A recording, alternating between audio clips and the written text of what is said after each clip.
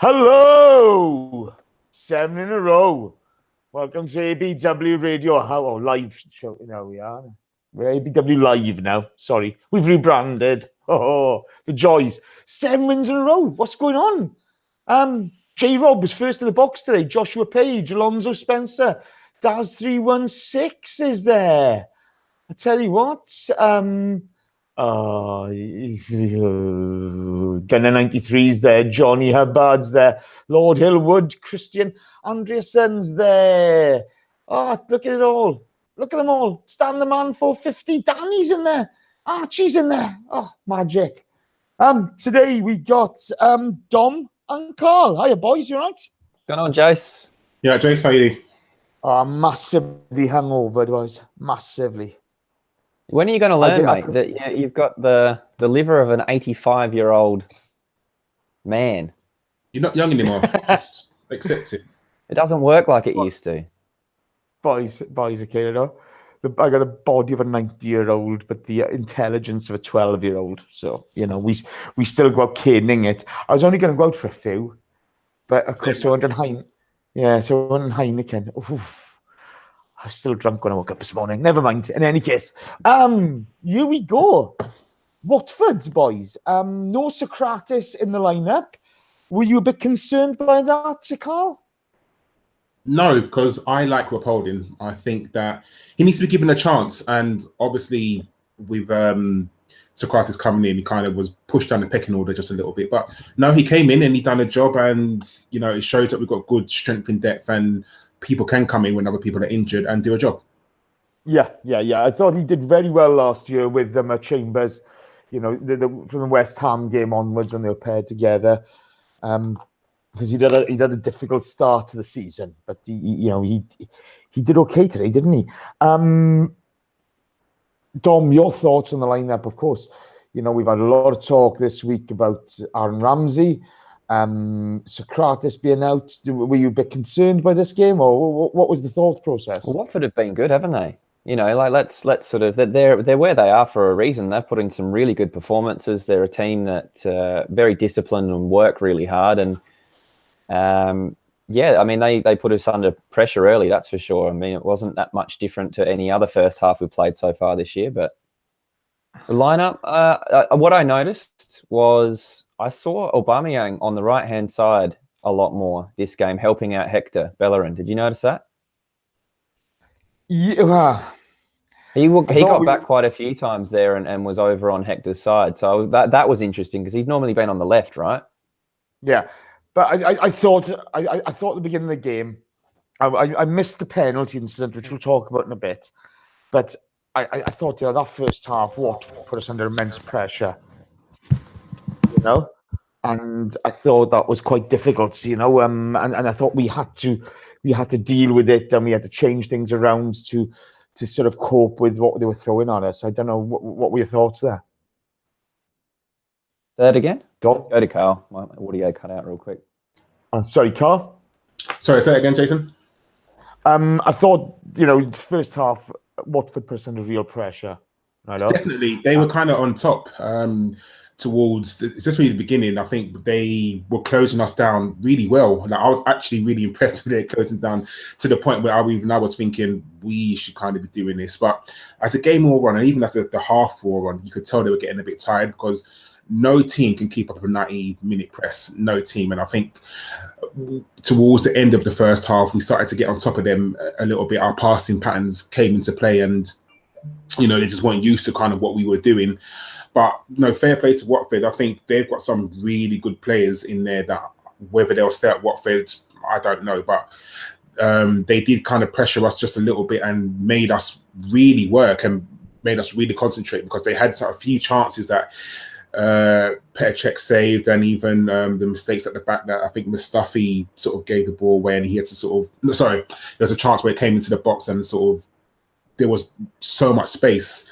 And even Troy Deeney had almost like a one-on-one chance, which Petr Cech saved. So they definitely pressured us, but I think we handled it quite well. Whereas back in the day, I think there were times when we may have, you know, capitulated. But now, to credit today, we done well. That Decore fella wouldn't look out of place in nearly any midfield side, would he, Jace? No, funny enough, Simon Collins asked in the summer, would you take him? And the more you thought about it, the more you thought, yes, you would. Decore's a class act. He's a quality player. I don't know how long he'll be there for. I'm surprised he didn't go in the summer, to be honest. He's a really, really good player. But they've got a couple of strong players. Not much wrong with that squad, to be fair to them. Right, guys. Dom, early doors. I missed the beginning of the game, the first 3-4 minutes. There was a penalty shout, apparently. Talk to me about it.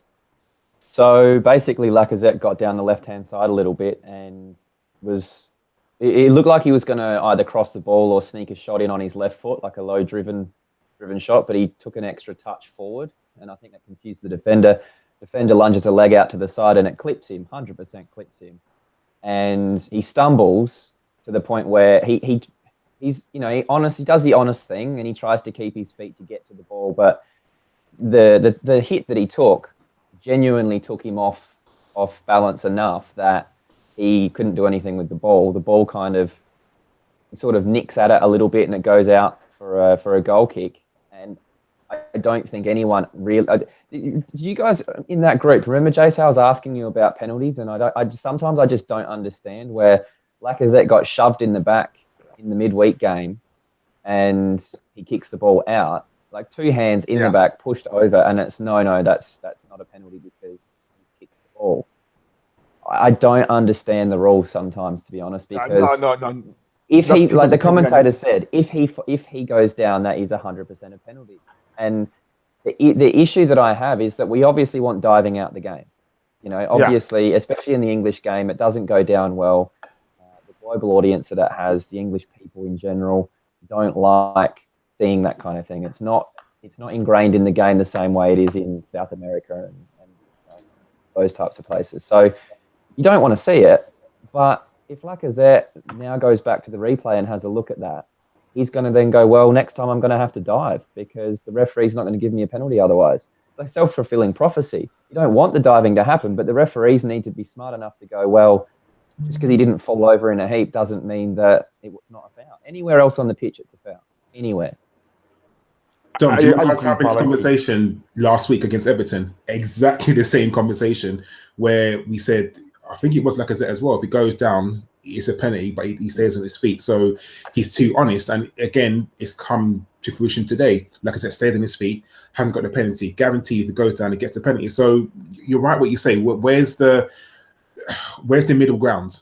You stay on your feet, you're honest, you don't get a penalty, but you go down, you call the dive and the cheat, and you might get the penalty. So surely there's got to be something to kind of balance it out. Like you said, if it's anyone on the pitch, it's a foul and he gets a free kick. So why is it different in the box? But this is the thing, boys. Okay, sorry, before we go into this, Dom, can you have a quick look at your audio, please, pal? You keep on coming quiet. Sorry. They're clear penalties. They should be awarded. This is the reason there were no English referees at the World Cup. These guys, if he's not, he's only touched him. You're not allowed to hold people. You're not allowed to push them over. You're not allowed to grab their shirts. I mean, we'll get away with it. Don't get me wrong. But, they're clear penalties. I didn't see the one today, but if you guys say it's a penalty, it must have been a penalty. And it's getting ridiculous. It's getting to the point where, as you say, the referees are almost encouraging players to dive. And that's why we've got a problem within the game. So, it's one of those things that, the FA will have to address sooner or later. You cannot keep on getting away with that nonsense. Karl, we talked about Watford's good start. Hughes missed a couple of sitters early doors, didn't he? Yeah, there was one that how he didn't put it into the net, I don't know. I think it's the one where it went across the 6-yard box and he really should have scored. And if he had scored, I think it would have been undeserving from Watford, because it's not a case of, they weren't playing well, because they were really playing well. I don't know if it's a case of them playing well, we playing badly. I'm not too sure. But had Watford had gone even into half-time 1-0 up, you couldn't fault them for it, because they were on top of us, and we just at at the back, as usual, our defensive sort of mentality just switches off sometimes. It's like we don't have the concentration, as well as Rob Holding played. Mustafi, for me, is just such a liability. He is. I think if we had a replacement for him, I think he would. All this talk about, oh yeah, he's a German international, he's this and that. He's not.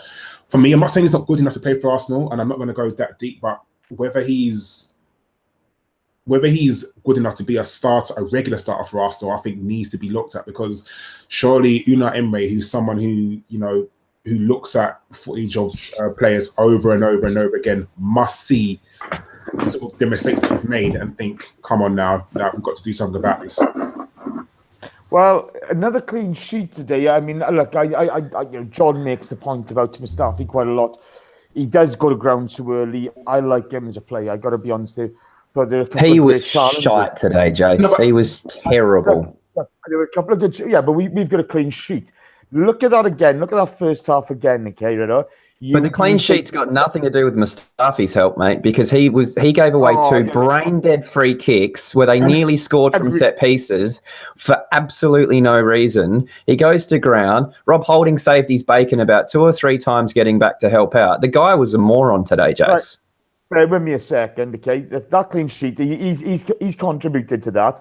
I didn't see much protection from Torreira and Xhaka at times. You had Torreira giving away an equally brain-dead free kick outside of the area, okay, picking up a yellow card along the line, right? And yet nobody has a go at that. But look at Mustafi's free kick. Mustafi's yellow card. Mustafi does need to improve, okay? He does. No bones about it. He does need to improve. I couldn't agree more on that. But I think his mistakes are highlighted an awful lot at the moment, and yet others are ignored. His mistakes are different, though, Jace. They're glaringly. It's like getting slapped in the face when you see Mustafi do something stupid. The subtleties of positioning and stuff you can forgive people for a little bit more. But I can't watch a game with Mustafi running around clattering into the back of people and giving away good goal scoring opportunities more than once in a game. And so, yeah, again and again and again, and just sit there and scratch my head and think, what is he doing? Like, can you not self-correct at that point and go, maybe I need to stop doing this because the referee's hot on me every time I do it. I'm just going to stand off a little bit more because, hey, the first time I did this, geez, they nearly scored a goal. But what does he do in the second half? He does it 2 or 3 more times. He's an absolute peanut. Look at it this way, then. That's Unai Emery's problem to solve, okay? And he's the one who's going to have to make it happen. But I've got to be honest here. I'm looking at a clean sheet today and a good win over a good Watford side, which I thought, I don't think we played great, but I think, we're in that position at the moment where we've even, Mustafi's doing good things at times. Yes, he's making mistakes, but people are contributing at the moment. We're not where we should be yet, but I'll tell you one thing, 7 wins on the bounce. That's not bad. If I look at that back four right now, he's the weak link for me. 100%. Mustafi for me is the weak link in that back four. Maybe so. I would be starting Sokratis over Mustafi at the moment too. Not even a question. Well, he's injured, so you can't. Can you? Well, I know. So I'm not sure how bad that injury is. It doesn't seem like a really, really bad one. But Jace, here's a question for you: are you starting Holding and Sokratis at the moment? If everyone's fit, no, you're still with Mustafi. Yeah, I'm giving them a chance. I think you got to give this team a chance. I think we're 7 games down the line, 7 wins on the bounce. We're not even 10 games. Are we 10 games into the season so far? We've changed the system. We get a new manager. You need to give people a chance for me, okay? Now, you'll have plenty of people that disagree with that, and that's fine. You do your opinion, and that's okay by me as well. And whatever the manager's going to do, he has to work it out. Do you think he knows his best 11 at the moment, Karl? I mean, he's playing Ramsey right today, which I liked more so than Ramsey playing in that number 10 role. I don't think Ramsey had a great game again. I think that he's been a bit of I don't want to use the word victim, but his game style doesn't seem to suit what Unai Emery wants, which for whatever reason, he's not getting a central role in midfield. He's been either advanced in that number 10 role, and now today we saw him out on the right-hand side. Do you think he's still trying to figure it out, the manager? Definitely. I know he may have been at the club for the period of time he's been, but I don't think he knows his best 11 yet. And I think it's going to take time because, for me, we're kind of getting into that square peg round holes scenario. You know, you've got a centre midfielder, but you're playing him out on the right. You've got a striker, you're playing him out wide left. You know, for me, it doesn't make sense. And until Emery gets the players that he wants, and it may take, and we've already said this, that it's going to take maybe 2, 3, or even 4 transfer windows for him to get his quote-unquote perfect team together. You know, I think I'll talk about the Ramsey situation later on the pod, but he's been playing out of position, and you're not going to get the best out of a player if they don't play in their natural position. You know, you're not going to take a brain surgeon and go and make him drill holes on the digging site. You know, it doesn't make sense. You need to play players where they're comfortable, where they're going to be happy playing. And until you do that, you're always going to almost be lacking something. It's the same as if you used to put, you know, Ramsey in centre-back. It won't be that drastic, but, you know, people can say, oh, it's midfield, he should be able to play anywhere across the midfield. It doesn't work like that. Ramsey is used to sitting in the middle and spraying passes and running through the centre. He's not used to being wide and trying to cut in and things like that. That's not his game, and that's never, ever been his game. It won't be his game. You know, he's, 26, 27 now? You know, in that time, if you're trying to retrain him to be a whole new position, it's going to take a long time, which I don't think is going to happen. At least at Arsenal. It's one of those things, isn't it? You know, the manager has to, you know, follow his plan. You know, he's got to. His job will live and die on his success. So whatever, you know, he has in mind, he has to follow through with that. I don't get us being so top heavy as a team, but we've got 7 wins on the bounce. You know, you got to give him credit as well. You know, it's 7 wins on the trot. I think, you know, the Liverpool game will be a true test of where we are. I think that's going to be the real ice. I don't think anyone's getting too carried away though, or over the top with where we're at, though, are we? Like we know, I think we're sensible enough to see the 7 wins have been great results in terms of the score sheet, you know, with the W, but the performance, on the other hand, I don't think anyone's going to be going into the Liverpool game thinking, wow, we've won 7 in a row, we're going to turn these guys over really easily. I think everybody involved knows that that's going to be a really tough game. Yeah. Look, you know, that's going to be a real test for us, okay? And it's going to tell us where we are on our development. But you know, I thought Watford today were very good. I mean, you know, they had plenty of chances. You know, we didn't help ourselves at time. I thought for most of the first half they won the midfield battle. They won the battle in the midfield, no problem. I thought Hughes was the best midfielder on the pitch. And then we got into the game towards the end of the first half. A big shout out, mind you, to Petr Cech. I thought made a couple of great saves today. Yeah, he's really has probably, including me. I remember after the first game of the season, I said, if we're going to play out from the back, I don't want to see Petr Cech out there. But I got to hold my hands up because he's been great for us the last, you know, for this 7-game win streak. Anyway, you know, he's been a big contributor for that, keeping us in games at the right times. And yeah, I mean, you know, what did you think of Leno when he came on? Second half, I think, you know, there was one, not mistake, but one piece of play where he could have done better. But overall, I thought he was really good. I thought, you know, there was one very good save. I thought he came out, his punches were good. You know, I was a bit worried about at times the corners. But he bloody hell, he came out and he dominated that area a lot of the time, and they were there to put pressure on him as well. I think it was Gray who stood on him at corner time.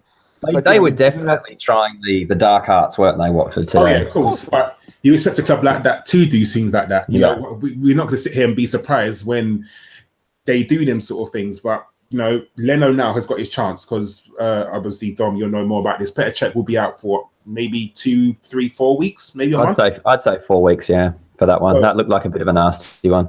So Leno has got his chance. He will definitely, be our number one, and he may be seen to play all the games. I don't know how much Emery trusts Martinez to play in the Europa League, but will he save Leno for just the league and play Martinez in Europe? We just don't know at the moment. Or would he say, okay, Leno now needs a run of games, a good run of games, so he may play all the games?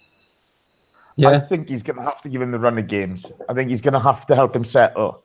You're talking about a guy who's been on the bench for most of the season. He's got to get him playing regular football now. He's got to, because if he's going to, if he's not going to give him more game time, then that's all you're going to see is a little bit of rustiness come out of him, and it's not going to help him. He's playing is the only way this guy is going to really come in to do well. He's got to be playing. The first half, Dom, not much to say. There's not, is there? I thought the Lacazette miss. Did you see the Lacazette chip over the keeper that went wide? I mean, that was not a thinker.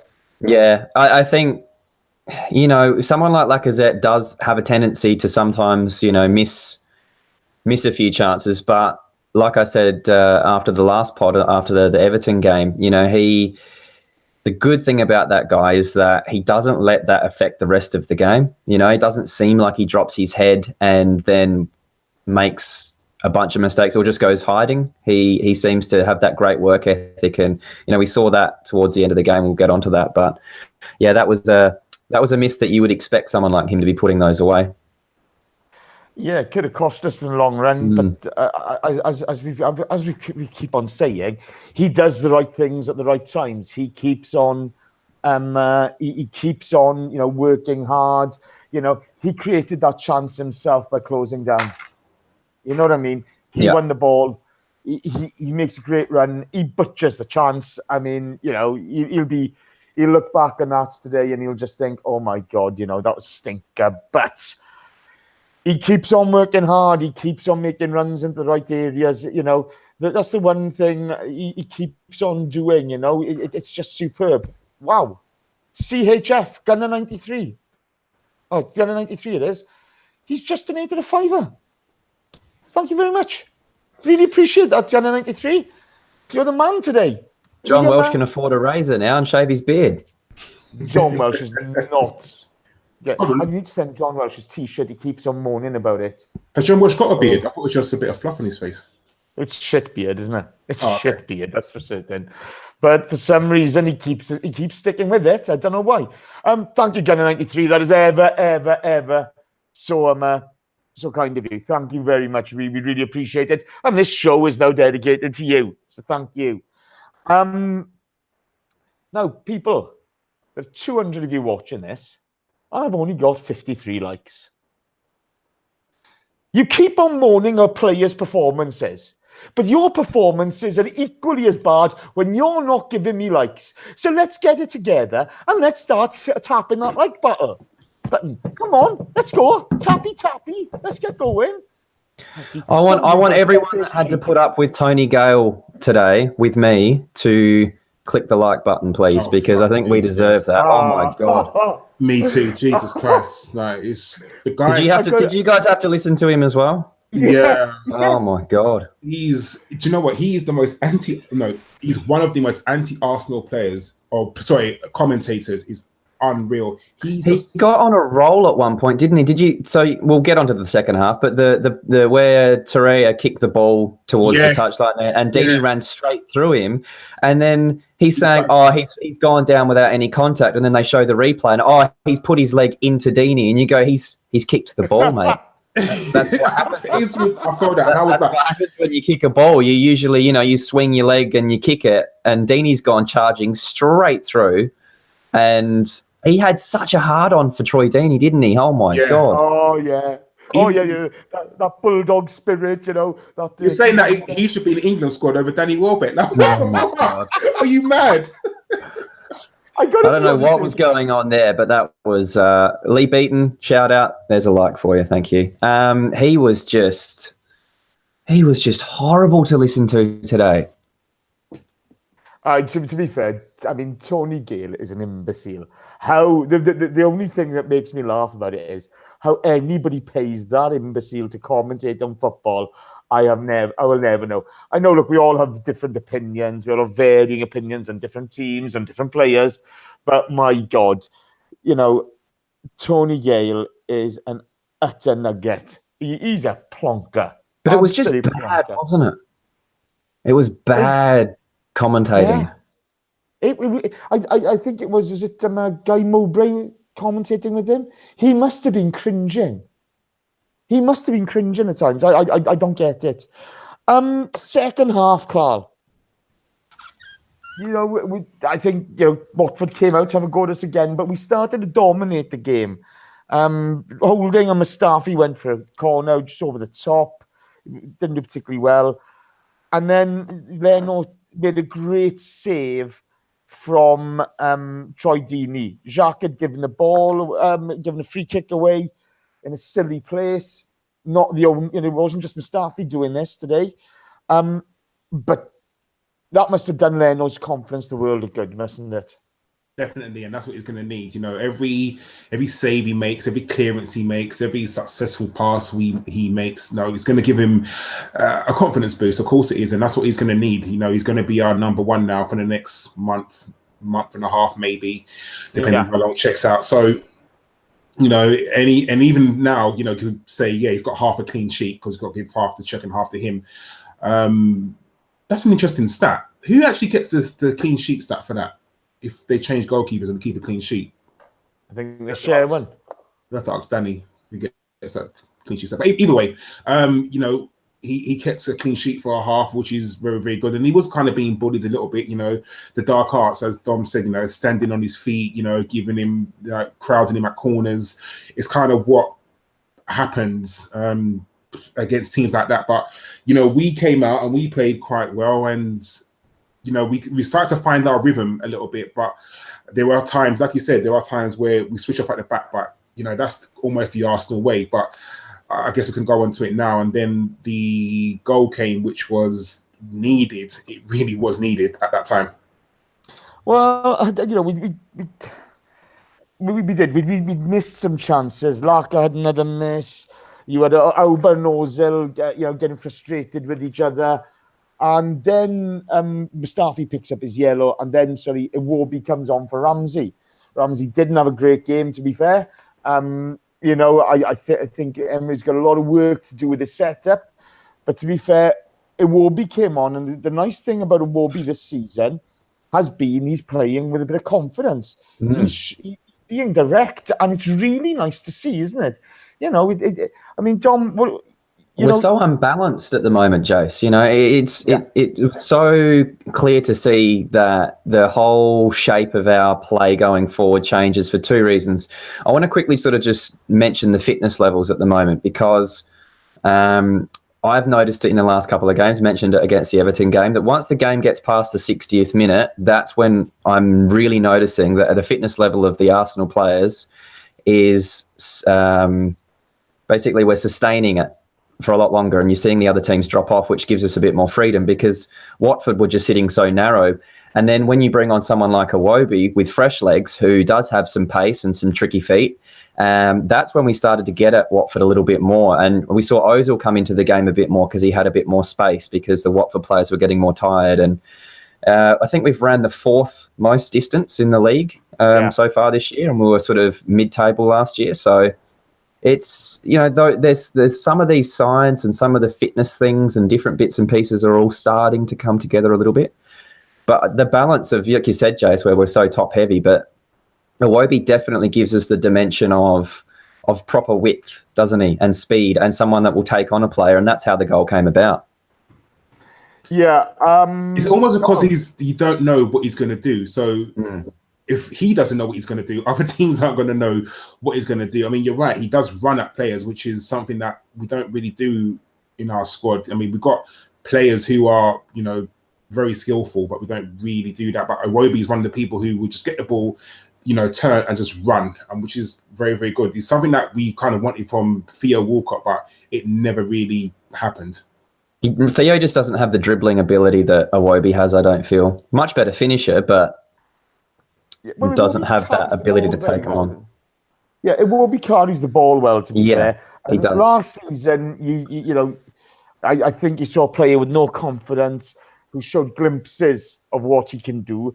We know he's got talent, but he seems to be finding a way now of getting end product out of that talent. I still think, I still worry about him when he's crossing a ball, but his cross for the goal, very good. He ran hard, direct, crossed at the right time, and poor Cathcart. Oh, the pressure that Lacazette put on him to score the own goal. It was quite funny watching his face on the ground. I like it when other teams score own goals because it shows that we've been putting a bit of pressure on them. Yeah. What were your thoughts on the goal, Dom? Like I said, just that change in not relying on Hector Bellerin to be bombing forward to cause any kind of width in our attacking play, which little shout out to Hector, actually. I think lately he's been doing a really good job out there on the right-hand side because he's been given a lot of responsibility in terms of creating our width, but also hasn't been getting a whole lot of help defensively. So I think he's done quite well. But yeah, just having Iwobi, like you said, he's got the feet. He took the player on. He got to the sideline and snuck a ball in quite hard, I guess, hard, low across the goal. It's always going to cause issues, isn't it? And that's what you hope for. But it was something that we weren't really doing earlier in the game because a lot of the wide play we had, there were crosses going into the box that were just being dealt with pretty easily by Watford. So something along the ground like that suits our forwards a little bit more. We don't have a big Giroud up there anymore that can get his head on things. So like you said, you put the pressure on, you create that width and hope for the best. But this is the thing. I mean, Karl, had Watford tired by then? They'd been pressing a lot and working hard during the game. Was this a case of we created this goal purely through being fitter than they were, or what's your thoughts on it? I think it's 6 to 1, half dozen the other. Like I said earlier, I don't think Watford could no way keep up that press for 90 minutes. And I was impressed what they were doing in the first half, but you could see that they were tiring even towards the end of the first half. And there's no way it was going to continue in the second half.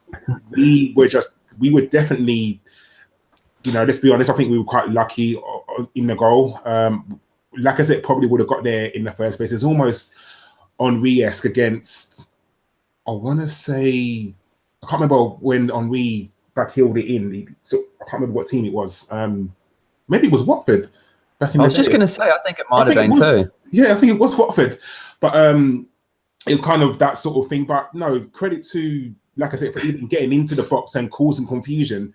It's kind of what we want. And the goal going in between the goalkeeper's legs makes it even better. And you could tell there's a little bit of apprehension because he didn't really want to score because I think Lacazette kind of knew, it wasn't his goal, and other strikers may have got off sort of running down, sort of like they scored a 50-yard screamer. But Lacazette was kind of honest and just ran over to Iwobi and just, well done, good cross. And we win again. Yeah. Within a couple of minutes then, guys, the Ozil goal. Great movement by Lacazette, good cross, very decent finish. I thought Ozil had a strange game today, Dom. Nice for him to get the goal, going to be good for his confidence. Because he didn't. I don't think he influenced massively, even when they were beginning to tire. I actually disagree, Jace. I think when they did tie, that's when he did start coming into the game. I feel that he dropped deep to get possession a lot during the first half, and this is the thing, when Ozil is at his best, it's when we're running at the goal, right? Not when we're passing it sideways because Watford are sitting deep, they're defending staunchly, they're put 10 men behind the ball and they're defending narrow because they're not really worried about our width.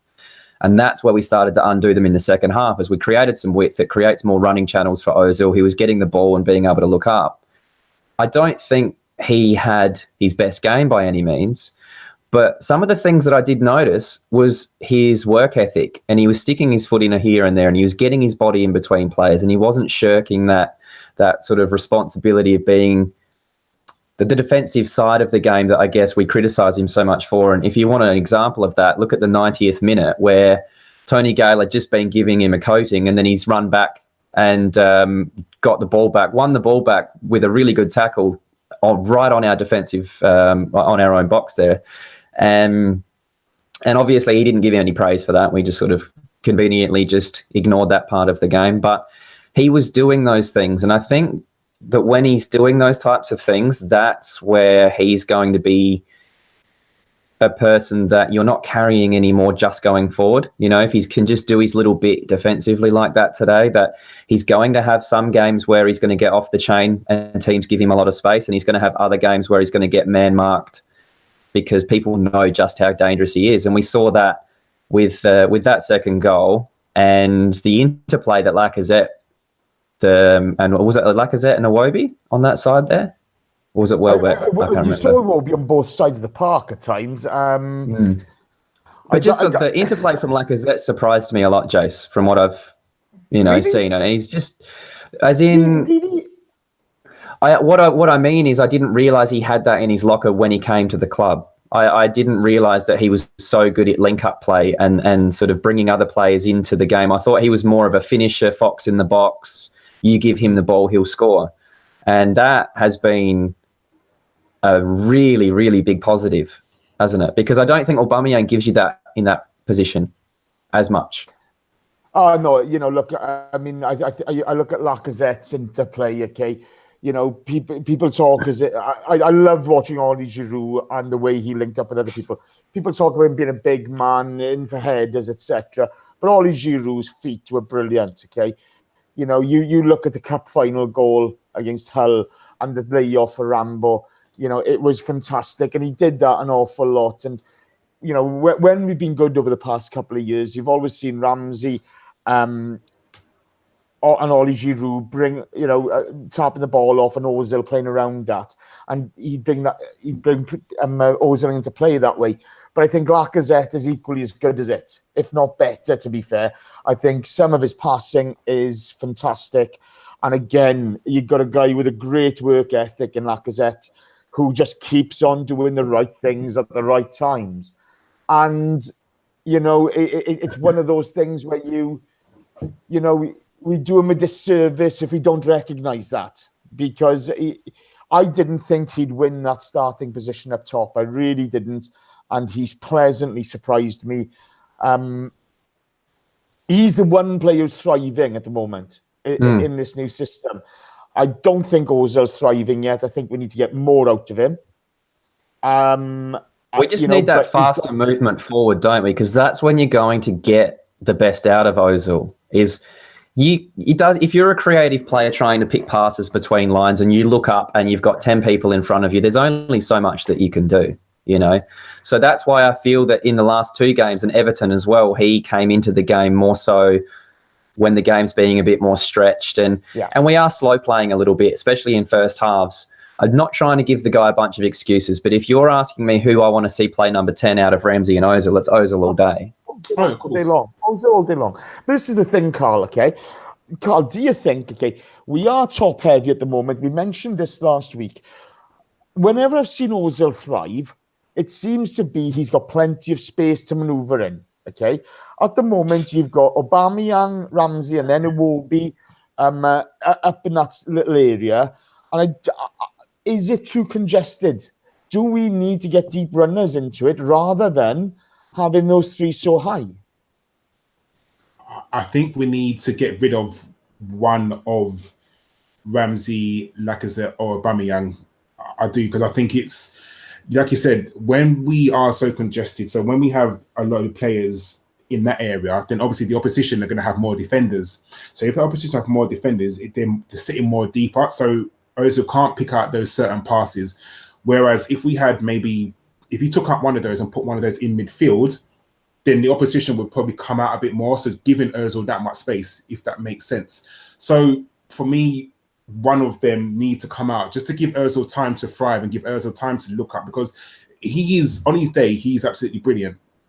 He's on his day, he can be. And okay, let's understand he doesn't have those days very often, unfortunately. But Ozil is the sort of player that is a magician. You know, I can't remember who just said it in the chat, but how would we feel if Ozil was on the opposition team and he was pinging out passes to players? Because I'm telling you now, with the players that sort of Man City has or Liverpool have, you know, he would do wonders in a team like that. He absolutely would, because he'd have players who have the intelligence to make the runs and to give him the space to do what he does, because he is, on his day, he is the best number 10 in the world. I do think he needs to add a little more variation to his play, but like you said, like Dom said earlier, when he runs back and makes, you know, a brilliant tackle, it kind of goes, it gets looked over. No one mentions that because people just think, oh, he's lazy, because people only see the negative rather than the positive that he does. Okay, he doesn't make those 90-yard runs to tackle someone all the time, but no player does. No player does that, and that's not his game. He's not a box-to-box midfielder. He needs to be, okay, he does need to be a bit more diverse, but that's not his game. His game is creating chances. I think he's gonna be a player that will improve, like you said, if we are to change the structure of the team around and maybe start Iwobi and give us some width so that he has more options when he does have the ball to go wide or to go forward, and then defenders are getting a little stretched, because at the moment, if you're a fullback, you're not worried about Ramsey running past you, are you? No. And even Aubameyang's going to cut inside. So it makes our forward play very predictable. And as soon as Iwobi comes on, all of a sudden, and even Welbeck too. I mean, little shout out to Welbeck. He's been very, very useful for us in the last few weeks. But that, I think, then opens up more opportunities for Ozil to pick different kinds of passes as well. So, you know, I think that if you're going to play a midfield three, I still want to see Ozil in that number 10 role. I don't want to see Ramsey there. If you're not going to play, let's have the Ramsey chat now, Jace, because everyone's been talking about it in the box and it's a bit of a hot topic at the moment. And He was shaking his head as he came off today. I personally feel that was just out of frustration because he didn't have the performance that he wanted. But I just want to say one thing really quickly, that this is a guy that is our greatest scoring midfielder for Arsenal of all time. Central midfielder of all time. He has been at the club for 10 years, 300 plus appearances. He has broken our trophy drought with an FA Cup win off his own boot. He won the goal scoring. He scored the winner against Chelsea as well. So 2 FA Cup winning goals. This is a guy that, regardless of his performances right now, he deserves a little bit of respect. He deserves for us to give him his performances right now, or whatever's going on with his contract, should not take away from his achievements at the club. And I feel like he's a guy that polarizes opinion so much that people want to gloss over all of that and just, you know, coat the guy. But what I've got to say, he's one of my favorite players, but what I've got to say about the situation is, if Emery is not going to play him where Xhaka plays, and he has no intention of playing him in that central midfield role, we are better off with him out of the team and having a proper wide player in sort of taking his wages, so to speak. The other thing I do want to say is that it was the club that took the offer off the table for whatever reason. Maybe it was Gazidis that had it all organised, and when he left, you know, Sanyei and the other guy have decided, actually, no, we don't want to pay that money. For whatever reason, it's not Ramsey and his agent playing funny buggers. And that's the part of this situation that's going to really bother me, is that he's going to get his critics because they don't like his performances of late, and neither do I. And like I said, if it means that we were to get a proper wide player, I will wish Ramsey all the best, and he still will be one of my favourite players, as long as he's not playing for anyone in the Premier League, Jace. Let me go into this. Thomas from Norway turns around and says, Ramsey peaked a few years ago. Okay, Thomas, well, year before last, you had the winner against Chelsea. You had a great end of season. Last season, he contributed to 20 goals between scoring and assists, okay? If that's peaking a few years ago, I don't know what you're on about, mate. I just genuinely don't know what you're on about, okay? Because that's nonsense. Give me a second. You've had a guy who's had his leg broken at this club, broken in 2 places. An injury that some players wouldn't have survived. A lot of players wouldn't come back from that, Jace. A lot. Exactly. He comes back. He has to put up with a season of being booed by his own fans, basically. You know, the centre of attention of the vitriol of the scum Piers Morgan and the likes of that, okay? he seems to have been a bit of a boo boy. He keeps on playing, though. He keeps on doing the same things. A bit like Lacazette. Today, you saw him. He kept on making runs. He kept on He has never hidden in a game in his life, that boy. No. Whilst I do see some of our other players hiding at times, and I could start mentioning them, but I won't, okay? Because it's not about that. The club have withdrawn the offer. There are some people at the moment who are kind of taking joy in this. They're kind of taking joy. Oh, yeah, we've withdrawn the offer. That's great. So the club are letting a £50+ million asset walk through the door for no reason. Again. The club keeps on letting this happen. Don't blame the player. Jack Wilshere went for free too, didn't he? Yeah, Jack went for free. He could have been worth 10 or 15 million pounds in the market, considering his English. And Arsenal are not good at negotiations. No, so this is the big thing. Anyone in the chat box that's listening or that thinks and wants to lay into Ramsey for this situation, have a look at the history with contracts and negotiations, and then tell me that it's Ramsey's fault, and then try and tell me that Wilshere ends up going. Robin van Persie managed to get down to the last 12 months of his contract and we were forced to sell him. Alexis Sanchez gets into the last 6 months and we have to sell him. Jack Wilshere goes for free, but everyone wants to say that it's Ramsey that's doing this. Yeah. Come on. Cesc Fabregas feigned injury. He feigned injury and went on strike to force a move, okay? And Ramsey's done more for the club than what Cesc has. And people wanted him back. You don't do that. Now, let's get something straight. You're not going to sell Aaron Ramsey. You're not. He won't do it. I wouldn't do it. Why should he? It's utter nonsense, okay? No point blaming his agent. No point blaming Aaron Ramsey. Blame the fucking club, because the club should have dealt with this better. And it's about... on 235-100, we got 40 million quid for fucking Oxlade-Chamberlain, who's dog shit, okay? So stop talking bollocks to me. Stop talking bollocks. Jace, just before you blow a valve, I want to just make one small little point here on the whole Ramsey situation in terms of money and clubs and things like that. When people talk about, we should sell Ramsey, we should have sold Ramsey in the summer if we were going to sell Ramsey.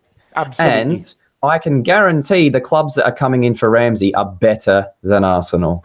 No matter what you want to say, you're talking Juventus, people saying, we should sell him to Barcelona. This has always been the thing that's really confused me with Aaron Ramsey and our fan base is that, you're admitting that, he's good enough for Barcelona or Juventus and these types of clubs, but for some reason you don't think he's good enough for Arsenal. Like, where are you thinking Arsenal are right now? We're a team that hasn't made the top four for a couple of years, and you're telling me that we would be better off selling him to one of these big clubs. That's the mentality that I don't get at all as well. However, I want to ask you this, Jace. If Emery is just going to, and I said this last week, there's going to be a couple of players, could be our favourite players, that are going to be victims of Emery's change in style and the way he wants to play. And I'm okay with that. I'm 100% okay with that. I'm going to back the manager to do what he needs to do and get the players in that he believes are going to play his system. And if Ramsey's not one of those guys, doesn't mean Ramsey's not a good player. It just means that he must see value somewhere else, or that, the club have withdrawn the offer for financial reasons, which it sounds like that's what the issue is. Because why should Ramsey go and play for $100,000 a week if everyone else is offering him 200, 250?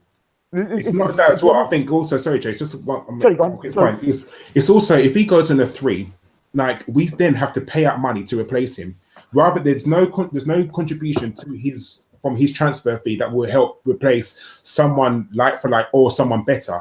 So therefore, we're still in the hole. Like, there's no way that Arsenal win from this situation. Whether they even said to him, sign for a year, then we will sell you on, like we promise to sell you next year, or do whatever.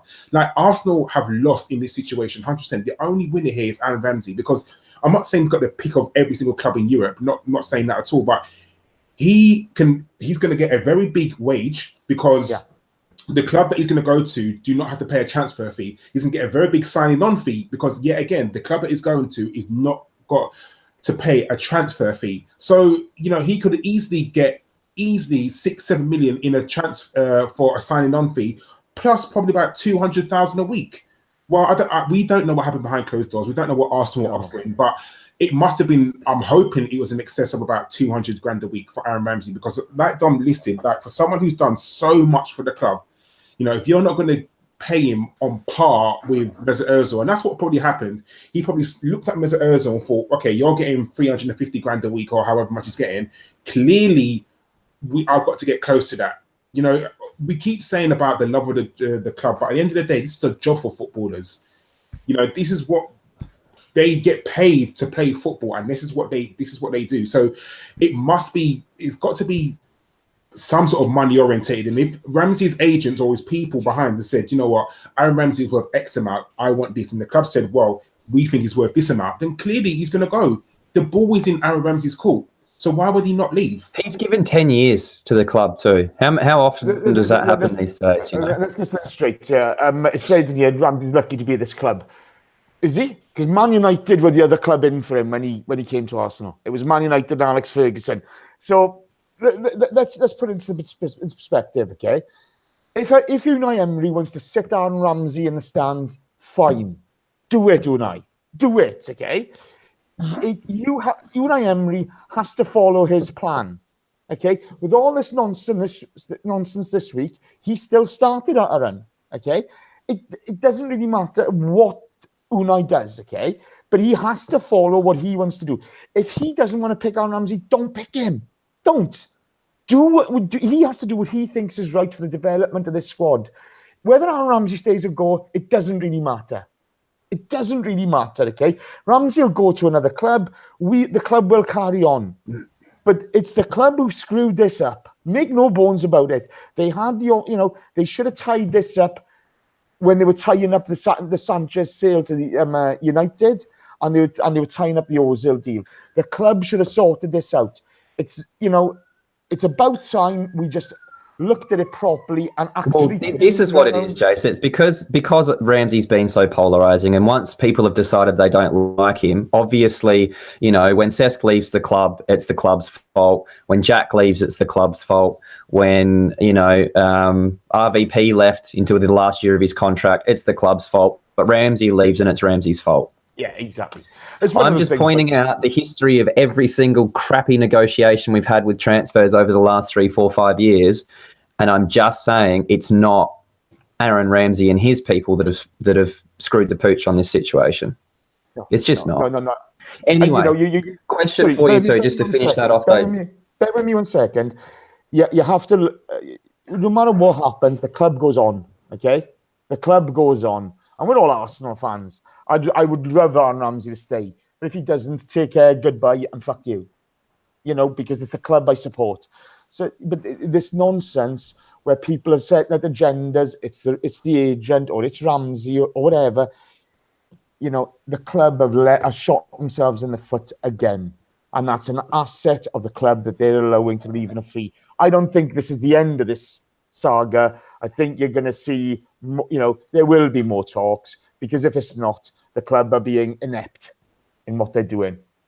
And this is the thing, isn't it, Jason? This is the thing. It's not the first time. No, exactly. Yeah. And it's like, if you're not signing this contract, Aaron, with 18 months left to go, we're selling you in the summer. That's 100%. It. That's it. You've got to be ruthless. Don't sit there and keep waiting.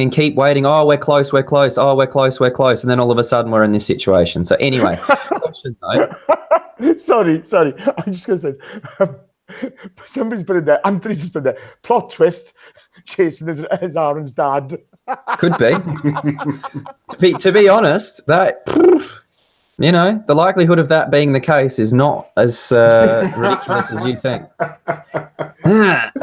Anyway, question. If he is to go, if we say sell him for X amount in January, do you want a midfielder brought in, or do you want a winger brought in replace of that?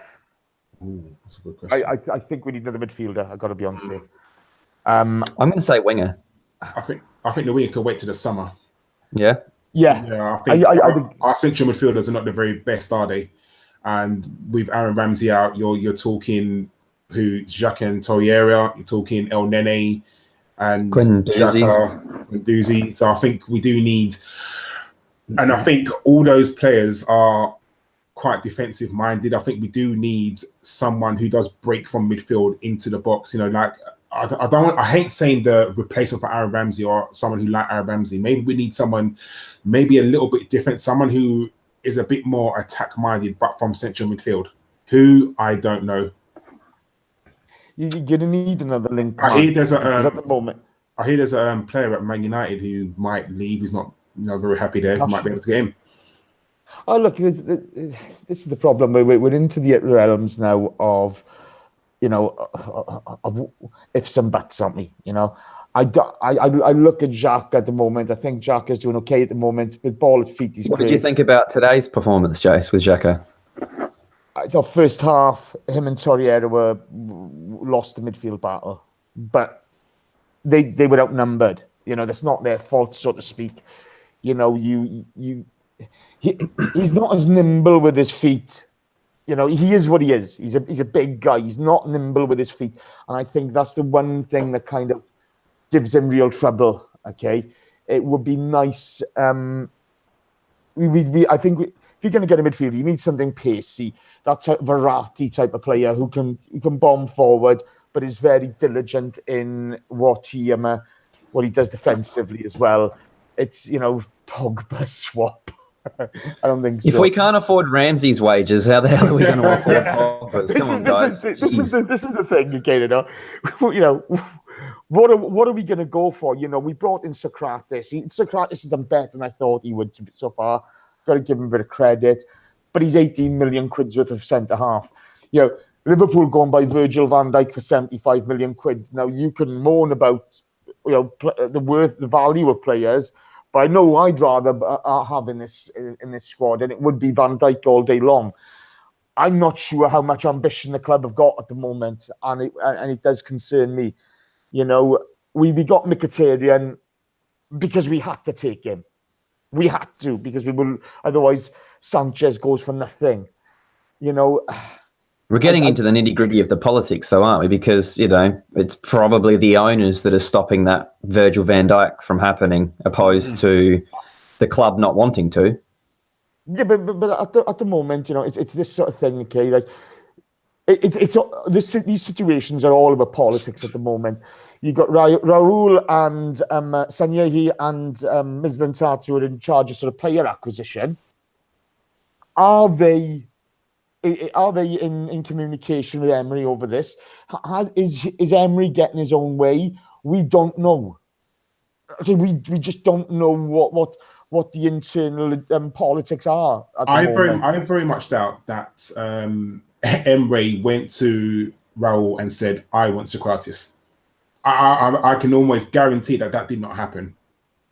Yeah, did you I think it was an acquisition. Here you go. This is a player you are getting. Yeah, exactly. Okay, but this is the thing. Do you think Unai went to Husfani and said, right, pull Rambo's contract? Because I can't see that happening either. I don't think that's anything to do with Emery. I very much doubt this. I very much doubt he has anything to do with that. I think it was a club who were probably dilly-dallying and just said, you know what, we're going to pull the contract. I just think it's weird how, especially when they leaked it as well, that it was obviously, some of the clubs leaked it to the press. What was it? Gazidis' words of that press conference. Those who talk don't know, and those who know don't talk. Yeah, the club's still leaking stuff. Yeah, and so here we are. Okay, We're at a position with this club where there's an awful lot of change happening. Okay, it's one of those things where who knows how this is going to develop. I think it's going to be a really interesting 6 months. It's going to be a really interesting 6 months. So a question for you, just a quick one. Yeah. In the summer, Chelsea come in with a 12 million for Ramsey. Do you take it? Well, sorry, in January. They come in 12 million. Would you take it? No. Dom, would you? 12 million for Ramsey in January. Would you take it? No. It's because what about, say, Man United?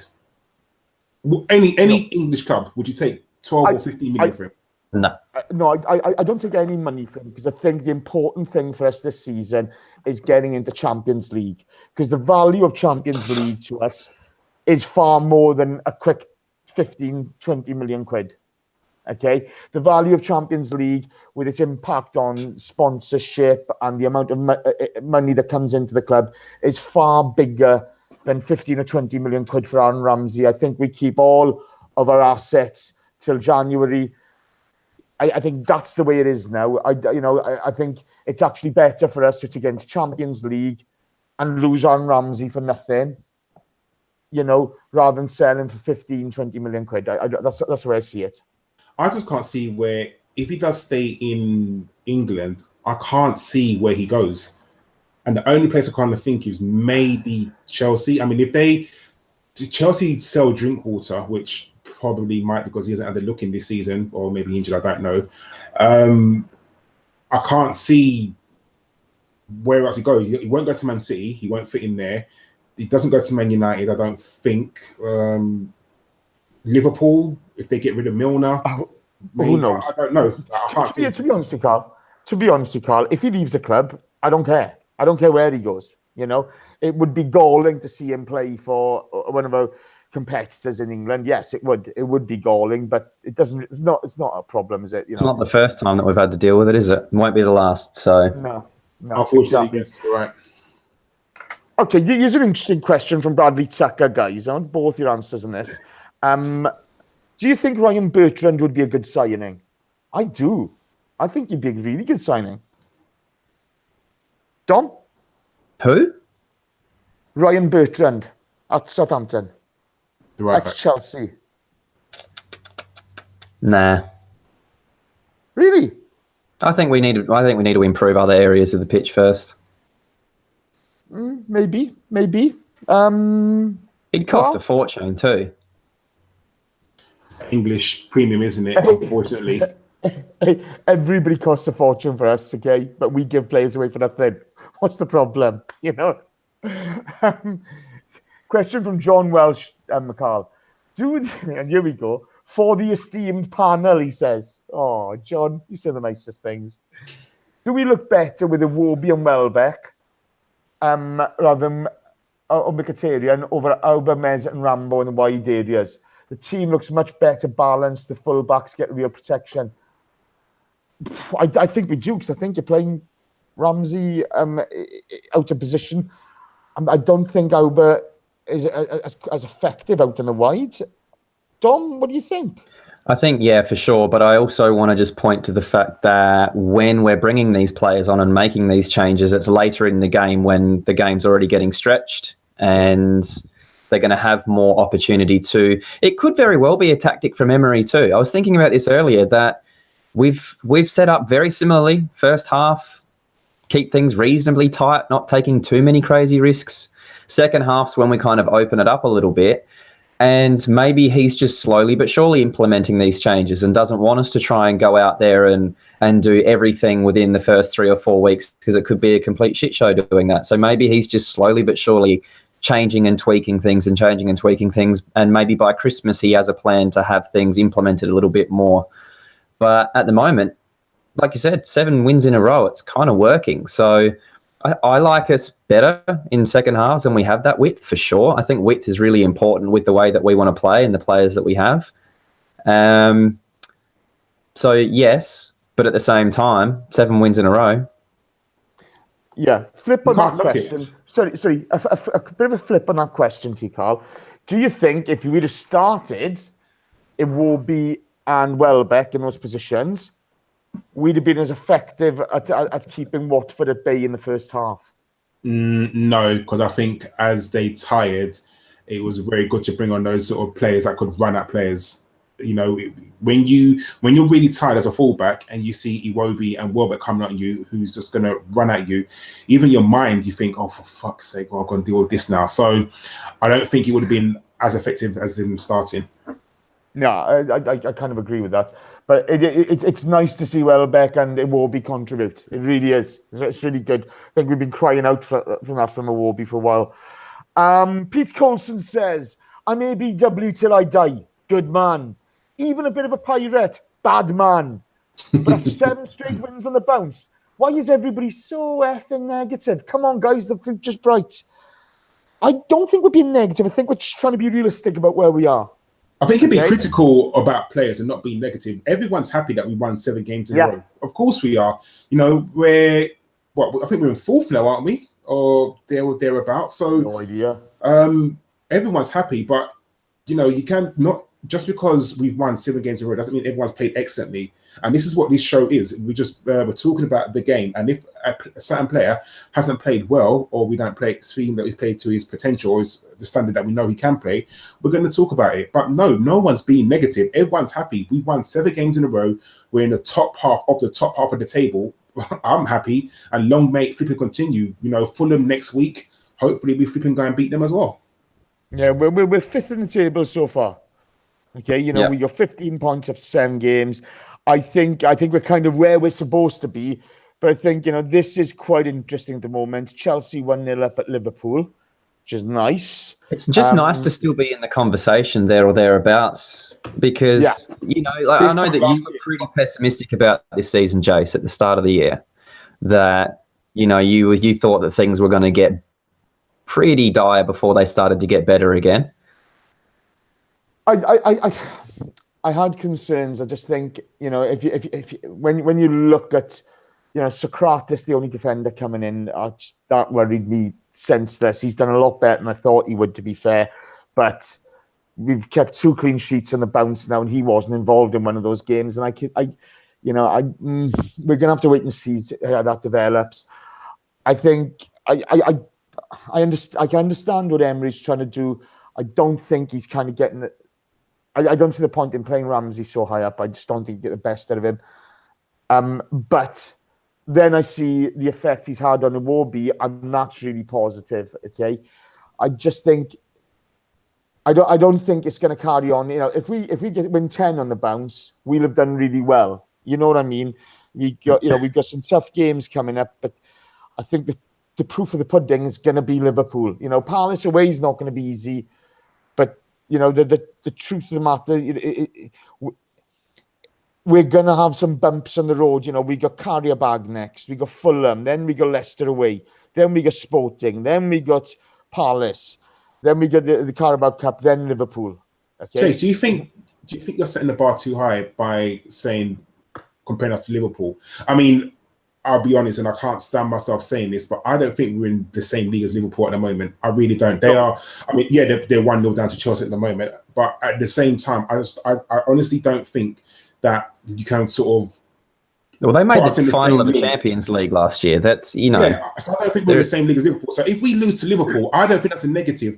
Just the same way how we lost to Man City, I didn't sort of start going, oh, for fuck's sake, we're going to do shit. If we lose to Liverpool, I'll be unhappy that we've lost, but I don't think that is the sort of where we should be setting our bar. Like, as sad as it is, I think the likes of the Evertons and unfortunately the Watfords and, you know, Palace away, which is not going to be easy. That's the sort of, if we can start grabbing points up against those sort of teams, where last year those are games we were losing away to Palace. We were losing those games last year, like away to. I know they just come up, but last year I don't think we would have beaten Cardiff away, and we did it. So it's all about performances, isn't it? Definitely. Yeah, so no, this is the thing. This is the thing which I'm looking at the moment. I think we've done very well with 7 wins on the bounce, but I look at performances. I think, you know, if you look at the second half against Brentford, that was not good enough. First half today is not good enough. I think we're ways off. You know, I just think we look at that Liverpool game, and we're going to have to look at how we perform in that game, whether we win or lose, by the by at the moment. But how have we developed our performances? Because as much as we were poor away from home last season, we were sensational at home. We were excellent at home. We played some great football at home, you know. But I don't know. We are where we are, aren't we? You know, there's not much to say at the moment. We've just got to try to get forward. Here's an interesting question for you both, okay? Loki73 asks, was Sarri's move to Chelsea harder than Emery's to Arsenal? And if so, how are we so disjointed compared to the Chavs? All right, I got this one, because Chelsea were a title-winning side the season before under Conte, playing amazing football with a very, very good squad. that didn't really change that much. The reason they dropped off the year after was multiple different issues within the club. The manager not wanting to be there, having, you know, arguments with the owner, et cetera, et cetera. It wasn't because they were all of a sudden not a good football team. So he comes in there and he's just already got a much better starting situation. He's one season removed from a title-winning squad. That can't be said. The same can't be said for Emery. He's coming into a team that are 30 points off the top for the last couple of seasons. And the status quo at Arsenal had been around for quite a long time. So Sarri's situation at Chelsea has been infinitely more simple than what Emery's going to have at Arsenal. Finances are not as big an issue at Chelsea. Wage bills, contracts, issues like that. You know, and not just that. It's the fact that Arsenal had a guy that did all of those things, and now we're trying to work together as a team and implement these things. Sarri didn't have these situations to contend with at Chelsea, and no matter how you want to spin it, Eden Hazard is one of the best players in the Premier League, by far. He is unbelievably good. Then you look at the midfield with Kante, who was in the World's 11. I mean, they've got proper world-class players in that squad. The signing of Jorginho was massive. Yeah. So, unbelievable. So you just look at their squad. They've got seasoned players that have been there, that have won things. And like I said, they weren't far removed from a title. So I think comparing Emery would be a little bit more like saying, you know, what we should be doing is look at what Liverpool have done recently and say, well, look, that's taken Klopp a couple of years to get to that level of performance. And when he first came in, it was a little bit similar to what we're doing now. It was a bit disjointed, and they were a little bit all over the place. They would drop points to, you know, relatively weaker sides away from home. And that's probably where we should be a little more realistic and think, well, it's going to take a couple of years, maybe a couple of seasons, few transfer windows to get to the level that we're all hoping we should be expecting to get back to. Because make no bones about it, we should be up there. We should, but we're not at the moment. But I mean, you know, this is the thing. You know, everybody's got so many different opinions on players and what have you. I look at someone like James Milner, and I think he's integral to what Liverpool do. But do you think if we'd have signed James Milner, Arsenal fans have gone bananas? But yet you're talking about a really good pro who does so many different jobs at that club. You know, he's a really integral part where he comes in, he does a job when needed. He's happy to sit on the bench. He's happy to, you know, the signing of Virgil van Dijk. You know, you had Arsenal fans sniffing at it. He's not good enough. He's this, he's that. He's come in, and that defence has changed massively. Their attitude in defending, their ability to defend has just increased beyond the pale. It's bonkers. But yet, you know, we're all experts, aren't we? And yet, you know, you look at the hard work that's gone into Liverpool with Klopp, and he's reaping rewards. Let's hope the Chavs beat them today. Can't believe I said that. Final question for you, Karl. Mm-hmm. Frank Gunner asks, it seems Emery doesn't rate Mkhitaryan. What do you think? I just don't think, like we were discussing earlier, I don't think he knows his best 11. And once he does, Mkhitaryan will slot in. Maybe he's just not, the way that Emery wants to play, Mkhitaryan's not integral to that. And that's not saying that he's going to get rid of him, or not saying he doesn't want him. It's just that at the moment, he's not integral. But with this whole Ramsey situation, I think Mkhitaryan will probably start playing probably a little bit more, because I think if it's evident that Ramsey won't be in the team, I think you'll see the transition of maybe him playing less and less, or maybe, I don't want to say demoted, but he might be playing more Europa League games, and Mkhitaryan might be coming to the Premier League games. We'll have to wait and see what happens, won't we? Well, we've done the Aaron Ramsey thing to death, okay? Jove 82, Peter Coulson, there's Daniel Ortega had questions. I do apologise, guys, but we've done it to death, and I think you must be bored with it, because we certainly are now. That's it. For today. Thank you ever so much. Really appreciate, you know, you guys being in the box. You know, you've been superb as always. There's been some really interesting conversations in there, and some really good points. If you want to be part of the chat box, guys, like the YouTube channel, and click on the bell icon, and you'll get notified when we go live. If you can give us an iTunes rating, give us 5 stars, please. Go on. Why not? It does help a little bit, and give us a rating. Thank you ever so much, guys. We're always blown away by your support. By Gunner93, thank you for the £5 or the 5 francs. Much appreciated. My thanks to you, Karl, and my thanks to you, John. Thank you very much. Thank you. Thank you. We have a podcast out this week. I'm not sure who's on it. The current one has got Danny. I think it's... Who else is on this week's... Is it Chris? Chris and who else? On this week's podcast. Wasn't Dave on it? And Dave Goonaholic, the one and only Dave Goonaholic. That's a really good listen. I enjoyed listening to that. There's a Brentford radio show out there with John, Danny, and Richard. Richard did a great debut. Cactus Jack, well done. We'll have a show this week for the Carrier Bag game. I think it's Josh, Ellis, and you, Karl, isn't it? It is. Fuck Ellis, but yes, it is. Yeah, exactly. So there's more content to look forward to, guys. Thank you ever so much. It's much appreciated, your support. Have a great weekend. There is 7 wins on the bounce for us. 7 wins on the bounce. I got 112 likes. That's really nice. Could you go a bit more, though, couldn't you? You know, you could really push it a bit more. That would be nice for you. You know, thank you very much. But yeah, keep it Arsenal, guys. Thank you ever so much for your support. And let's hope we keep on winning. Take care. Good night.